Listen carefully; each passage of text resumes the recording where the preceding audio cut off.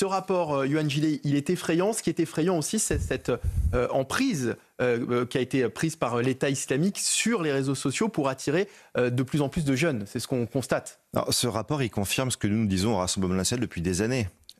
Les gouvernements successifs, en réalité, ferment les yeux sur la situation et laissent l'islamisme prospérer. On le sait, à l'intérieur du pays, dans les quartiers notamment, l'islamisme continue de se propager. Et nous continuons malgré tout d'accueillir le monde entier à travers une submersion migratoire sans précédent, avec énormément de demandeurs d'asile qui se voient déboutés, qui restent ensuite sur notre territoire et qui ne sont pas raccompagnés dans leur pays, avec également une immigration légale à travers une politique d'octroi massif de visas. Et on sait que dans cette immigration légale, il y a aussi des personnes qui sont dangereuses pour la France. Et puis, évidemment, l'immigration irrégulière qui fait aussi peser un lourd danger sur notre pays.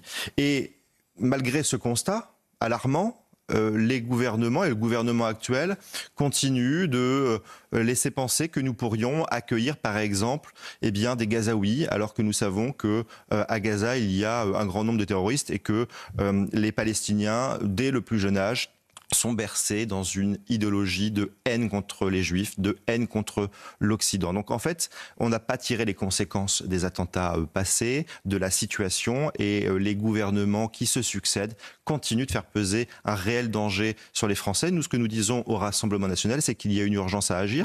Et je voudrais d'ailleurs rappeler que Marine Le Pen avait déposé en février 2021 une proposition de loi visant à combattre les idéologies islamistes, parce que notre arsenal juridique n'est pas suffisant aujourd'hui. Donc il y a urgence à agir et nous continuerons, nous, au Rassemblement national, de dire la vérité et de pointer la responsabilité de ceux qui nous gouvernent.